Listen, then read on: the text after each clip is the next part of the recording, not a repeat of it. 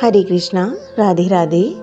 हम सभी साधक वैदेही की आत्मकथा श्रवण कर रहे हैं। भाग 57 गतांग से आगे। मैं वैदेही, मुझे याद है वो चित्रकूट में ग्रीष्मकाल का अंतिम भाग था। मैं तो अपने रघुत्तम श्री राम को ही देखती रहती थी। कभी प्रेमालाप उन्होंने किया नहीं था, आदत ही नहीं थी उनकी। हाँ, सच भी है, प्रेम के आलाप से लाभ ही क्या है। प्रेम का ढिंढोरा पीटने से भला कोई फायदा है। मैं प्रेम करता हूँ। सच्चा प्रेमी इन विज्ञापनबाजी से दूर ही रहता है ना। मेरे प्राण प्रियतम श्री राम का भी यही स्वभाव था। तुम्हारा प्रेम यदि किसी से हो तो उसे अपनी हृदय वाटिका में ही अंकुरित, पल्लवित, प्रफुल्लित और परिफलित तो होने दो। जितना प्रेम छुपाओगे उतना ही वह पवित्र बना रहेगा। और ये अपनी आत्मकथा लिखते हुए मुझे हंसी भी आ रही है। मारुति नंदन हनुमान के हाथों मुझे पहला प्रेम संदेश भेजा था मेरे प्रियतम ने। पता है उसमें क्या लिखा था? हे प्राण प्रिय, तुम्हारे वियोग में ये राम प्राणहीन सा हो गया है। मुझे हंसी आती है।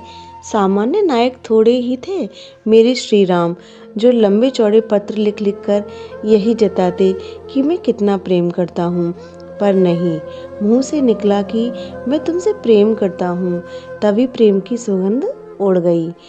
श्री राम के साथ मेरे जो भी प्रेम विहार हुए वो चित्रकूट की भूमि में ही, चांदनी रात्रि में, मंदाकिनी की तट पर प्रेम रास हुआ था। मेरे श्री राम का प्रेम तो सत्य, अनंत और अव्यक्त था। उनके गंभीर व्यक्तित्व में भी छुपा था अगाध प्रेम। एक प्रेम की ज्वाला थी जो मेरे रघुत्तम श्री राम के हृदय में धधकती रहती थी। हे प्राण प्रिय, प्रीत का बाजा मैं क्यों बजाऊं? और बजाऊं भी तो कौन सुनेगा? सुनेगा भी तो समझेगा कौन? क्योंकि इस प्रेम के गीत को या तो प्रिय तुम समझती हो या मैं।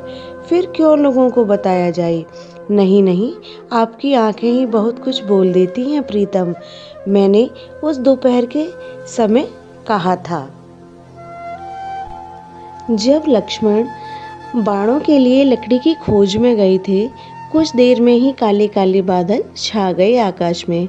नाथ, इधर आइए ना। मैंने कितने दिनों के बाद उनका हाथ पकड़ा था।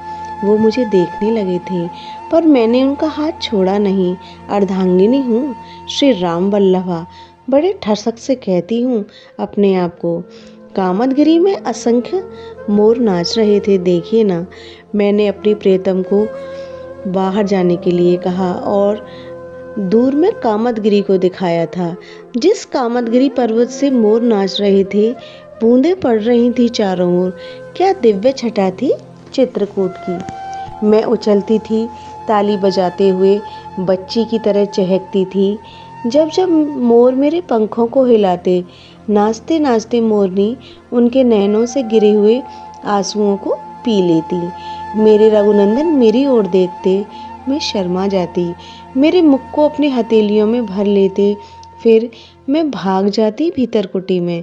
मैं मुस्कुराती हुई अपनी आंखें मूंद लेती।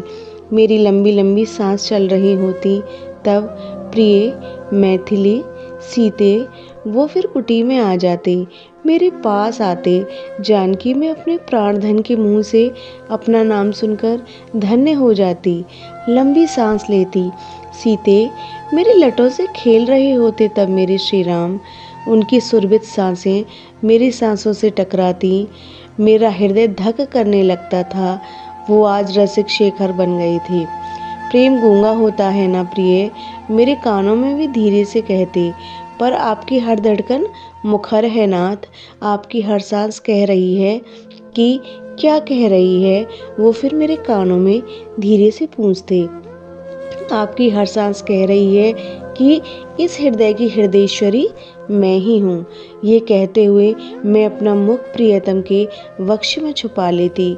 वो मुझे चूमते, मेरे केशों से खेलते, उनको उलझाते, फिर सुलझाते। उफ, वो चित्रकूट का प्रेम विलास। पर सच्चे प्रेमी बोलते नहीं हैं। मेरे श्री राम प्रेम पर बोलते नहीं थे, पर हाँ, उनकी आंखें बहुत बोलती थी। उनकी वो मस्त आंखें वही बोलती, जुबां चुप रहती। मुझे चित्रकूट में बहुत अच्छा लग रहा था। यह प्रसंग अब यहीं विश्राम लेता है। हरे कृष्णा, राधे राधे।